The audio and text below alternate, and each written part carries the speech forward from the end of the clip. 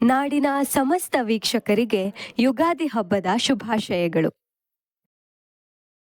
Chikkamagaluru BJP Yuva Morcha ಜಿಲ್ಲಾಧ್ಯಕ್ಷ ಹಾಗೂ ಬಜರಂಗ ದಳ ಗಡಿಪಾರಿಗೆ ಶಿಫಾರಸು ಮಾಡಿದ ಪೊಲೀಸರು ಕಾಫಿನಾಡು ಚಿಕ್ಕಮಗಳೂರು ಜಿಲ್ಲೆಯ ಪ್ರಭಾವಿ ಹಿಂದೂ ಮುಖಂಡರು ಮತ್ತು ಬಿಜೆಪಿ ಪದಾಧಿಕಾರಿಗಳ ವಿರುದ್ಧ ಜಿಲ್ಲಾ ಪೊಲೀಸ್ ಇಲಾಖೆ ಗಡಿಪಾರಿನ ಅಸ್ತ್ರ ಪ್ರಯೋಗಿಸಲು ಮುಂದಾಗಿದೆ. ಬಿಜೆಪಿ ಯುವ ಮೋರ್ಚಾದ ಜಿಲ್ಲಾಧ್ಯಕ್ಷ ಹಾಗೂ ಬಜರಂಗ ದಳದ ಪ್ರಮುಖ ಮುಖಂಡ ಸೇರಿದಂತೆ ಒಟ್ಟು 6 ಜನರನ್ನು ಜಿಲ್ಲೆಯಿಂದ ಗಡಿಪಾರು ಮಾಡುವಂತೆ ಪೊಲೀಸ್ ಇಲಾಖೆ ಉಪವಿಭಾಗಾಧಿಕಾರಿಗಳಿಗೆ ಶಿಫಾರಸು ಪತ್ರ ರವಾನಿಸಿದೆ. ಪೊಲೀಸ್ ಇಲಾಖೆ ನೀಡಿರುವ ಪಟ್ಟಿಯಲ್ಲಿ ಪ್ರಮುಖವಾಗಿ ಬಿಜೆಪಿ ಯುವ ಮೋರ್ಚಾ ಜಿಲ್ಲಾಧ್ಯಕ್ಷ ಸಂತೋಷ್ ಕೋಟ್ಯಾನ್ ಹಾಗೂ ಬಜರಂಗ ದಳದ ಹಾಸನ ವಿಭಾಗದ ಸಂಯೋಜಕ ಶ್ಯಾಮ್ ವಿ ಗೌಡ ಅವರ ಹೆಸರುಗಳಿವೆ. ಇವರೊಂದಿಗೆ ವಿವಿಧ ಕೋಮು ಸಂಘರ್ಷ ಅಥವಾ ಕಾನೂನು ಸುವ್ಯವಸ್ಥೆಗೆ ಧಕ್ಕೆ ತಂದ ಆರೋಪ ಎದುರಿಸುತ್ತಿರುವ 4 ಮುಸ್ಲಿಂ ಮುಖಂಡರ ಹೆಸರನ್ನು ಶಿಫಾರಸು ಮಾಡಲಾಗಿದೆ. ಜೋಹಾರ್, ಚಾಂದ್, ಇಬ್ರಾಹಿಂ ಹಾಗೂ ಇಮ್ರಾನ್ ಎಂಬುವವರಿಗೆ ಗಡಿಪಾರು ಭೀತಿ ಎದುರಾಗಿದೆ. ಬಿಜೆಪಿ ಯುವ ಮೋರ್ಚಾ ಅಧ್ಯಕ್ಷ ಸಂತೋಷ್ ಕೋಟ್ಯಾನ್ ರವರ ಮೇಲೆ ವಿವಿಧ ಪೊಲೀಸ್ ಠಾಣೆಗಳಲ್ಲಿ ಸುಮಾರು 14 ಕ್ರಿಮಿನಲ್ ಪ್ರಕರಣಗಳು ದಾಖಲಾಗಿವೆ ಎಂದು ಪೊಲೀಸ್ ಇಲಾಖೆ ತನ್ನ ಶಿಫಾರಸು ಪತ್ರದಲ್ಲಿ ಉಲ್ಲೇಖಿಸಿದೆ.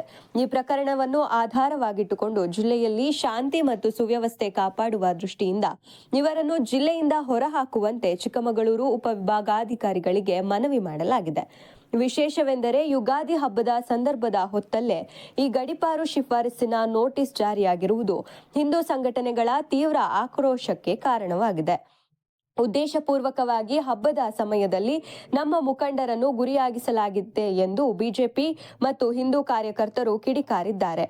ಸರ್ಕಾರದ ಒತ್ತಡಕ್ಕೆ ಮಣಿದು ಪೊಲೀಸ್ ಇಲಾಖೆ ಇಂತಹ ಕ್ರಮಕ್ಕೆ ಮುಂದಾಗಿದೆ ಎಂಬ ಆರೋಪ ಕೇಳಿಬರುತ್ತಿವೆ. ಹಾಗಾದ್ರೆ ಮುಂದಿನ ಪ್ರಕ್ರಿಯೆ ಏನು?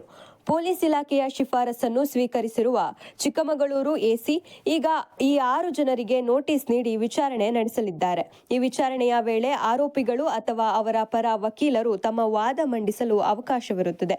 ವಿಚಾರಣೆಯ ನಂತರ ಜಿಲ್ಲೆಯಲ್ಲಿ ಇವರಿಂದ ಶಾಂತಿ ಭಂಗ ಉಂಟಾಗುತ್ತದೆಯೇ ಎಂಬುದನ್ನು ಪರಿಶೀಲಿಸಿ ಎಸಿ ಅವರು ಗಡಿಪಾರು ಮಾಡುವ ಬಗ್ಗೆ ಅಂತಿಮ ತೀರ್ಮಾನ ಕೈಗೊಳ್ಳಲಿದ್ದಾರೆ.